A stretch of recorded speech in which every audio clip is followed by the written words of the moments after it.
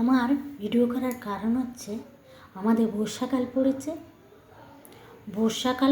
আমরা বাড়িতে শাক সবজি যারা একটু আউটসাইডে থাকে চাল ডাল আটা রুটি রাখে।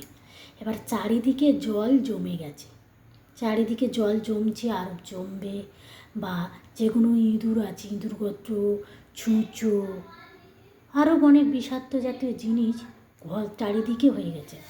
তো এবারে বিষাক্ত সাপ বেশিরভাগ কীভাবে ঢোকে হচ্ছে তোমার এই যে কুমড়ো আছে সবজি ফবজি আছে, ইঁদুর খেতে আসে, বা তাদের যাদের চালের গোলা ধানের গোলা আছে সেখানে ভীষণ ইঁদুর আসে। তো ইঁদুর আসার সঙ্গে সঙ্গে সেখানে কি করে হচ্ছে তার পিছনে পিছনে বিষধরা সাপগুলো আসে খাবারের খোঁজে।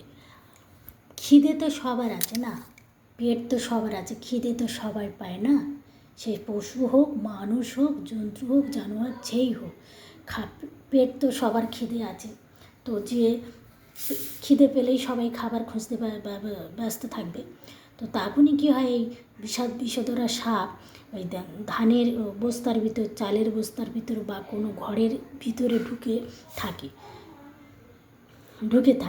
তাই জন্য আমি বলবো যাদের বাড়ি একটু বাইরের দিকে একটু সবজি ফবজি রাখার চেষ্টা করবে, ঘরের মধ্যে ধুনো দেবে প্রতিদিন এই বর্ষাকালে, দিয়ে দরজা জানলা খুলে দেবে, ধোঁয়াটা আশেপাশে দিয়ে অশুভ শক্তিকে নাশ করবে, বাড়ির জামস নষ্ট করবে, সঙ্গে কর্পূর দেবে।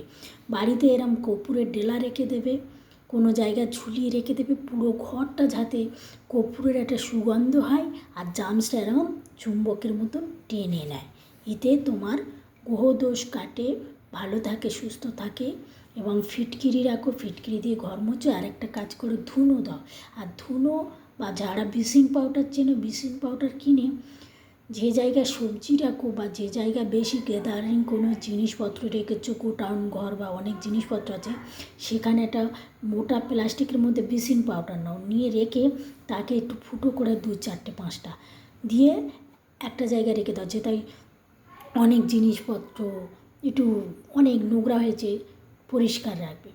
খাটের তোলা ঘর সবসময় যাই হোক, ছোটো হোক বড়ো হোক, ভাঙা হোক চোরা হোক, পরিষ্কার রাখো, দেখবে বিষধরা সাপ কম আসবে।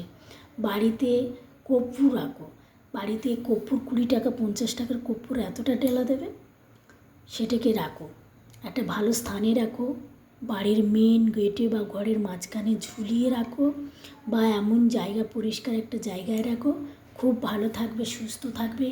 আলু ফালু এই যে আমাদের আলু ইঁদুর খেতে আসে, এমনি সময় ইঁদুর খেতে আসে, সে তুমি 5 তলায় থাকো ভাই, আর কলকাতা শহরে 5 তলা থাকো 10 তলা থাকো, সেখানে ওই ইঁদুর পোকামাকড় বিষাক্ত পোকামাকড় উঠে যায়। তার গ্রামে তো আউটসাইডে জোর 1 তলা বাড়ি 2 তলা 3 তলা, বেশিরভাগ বাড়ির লোকের বাড়ি 1 তলাই কাজ হয় বেশি।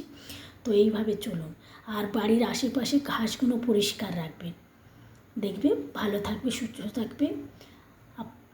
তোমাদের আমার ভিডিওতে দেওয়াই আছে যে বর্ষাকালে যাদের খুব পা চুলকায়, ঘুমাতে পারে না, গায়ে ঘা হয়, রস বেরোচ্ছে, বর্ষার জল লাগলে ফুসকুড়ি হয়, তাদের ফিটকিরির কথা বলা আছে, সামানের মতন গায়ে মেখে নেবে, দিয়ে পাটা ধুয়ে দিতে পারো, না ধুয়ে দিতে পারো, তারপরে দেখবে ম্যাজিকের মতন করে ওখান দিয়ে রস বেরিয়ে, তারপরে করবে কি নারকেল তেল আর লেবুর রস, ওটার কাজ হয়ে গেলে নারকেল তেল আর লেবুর রস মাখবে, দেখবে পুরো জামকে নষ্ট করবে দেবে। যদি রস বেরোয় ভয় পাবে না, আর ডাক্তার অতি অবশ্যই দেখাবে। যাদের বর্ষা পড়লেই এরম সমস্যা, বা যারা বাসন মাজা কাপড় কাচা নানান নানান কাজে ব্যস্ত থাকো, তাদের জন্য ভালো সুবিধা, সুস্থ থাকবে ভালো থাকবে।